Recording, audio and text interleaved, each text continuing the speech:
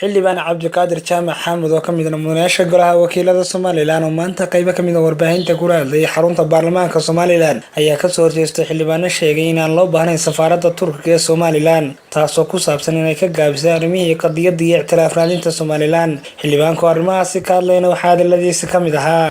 Assalaamu calaykum horta ictiraafka Somaliland iyagu ma hayaan safaaradda lama haysan Somaliland ictiraafkeeda waxa weeye xukuumaddan baa loo igmado dadaalkeeda iyo kartideedana leh oo hawshii wadata laakiin safaaraddan meesha waxay noogu timid xamar way joogtaa halkan way joogtaa waayo dadkeen iyo tabcaaniin baa meeshii in layna arkaa muhiimada waa in aan qarsoominayno hor u socono marka waxa weeye xildhibaanadu inay yiraahdaan ka baxdo dalka anigu waan ka soo horjeedaa waayo safaaradda Turkiga Somaliland joogta baa wax weyn baaba hadda miisaaniyadda maalmihii aanu ka ansixinaynay DB Wall ilaa hadda faa'iido la taaban karo dadku inta way ka cabanayaan waxaan u doonaynay Somaliland baa DB Wall joogta hay'ad international ictiraafsan maalin uu iska imanaya waxaanu doonayno laakiin horta Swediintu waxa weeye sidee dadku u noolaadaan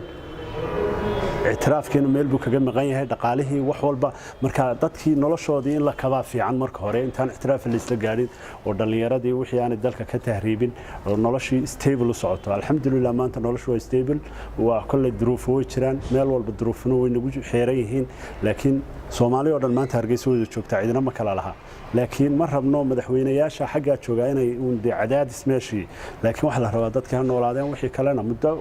in laga wada hadlo waa waajib kulli laakiin dadku inay noolaadaan baa muhiim safaaraddan anigu waan soo dhaweynayaa inay joogto laakiin iyagana waxaan u sheegaynaa inay dadka dhaqaaleeyaan oo dadka xanuunsanaya aan la soo celcelin oo mar walba maalin walba meeshii la hortumnaanay dadkii system fiican u sameeyaan oo meesha matalan dadku istaagaan la dhiso oo kuraasta lambarada loogu qoro oo qofkii soo kala lambarkiisa oo qabsado si uu aanu caadi kayu iyo maalin walba qofka meesha uu iman waanu kayu u gelin runtii anigu safiirka hadda ka hor waan kulanaynaa oo dad qaar xanuunsanaya wada si fiican buu ugu dhameeyay qofkana uu process gareynaya jawaabtan xaggaas ay ka imanaysaa laakiin muhiimaddu waxa weeye qofkii in la qaabilo si fiican loo qaabilo odayaashii hore hadlayna ra'yigooda xor bay u yihiin laakiin aniguna ra'yigayga xor baan u ahay laakiin waxaan leeyahay ha joogaan dadkana si fiican ha ugu shaqeeyaan dadkuna ha ixtiraamaan safaaradda kaliya haysanaa iyo taa Ethiopia labadaba si dadban bay noo shaqeeyaan labadaba aan ilaashano iyagana waxaan ku boorinaynaa inay dadka si gaar ah u dhaqaalayaan oo waliba dadka xanuunsanaya biyoorta gaar ah siiyaan Khalid Waxire Hormuud Cable TV magaalada Hargeysa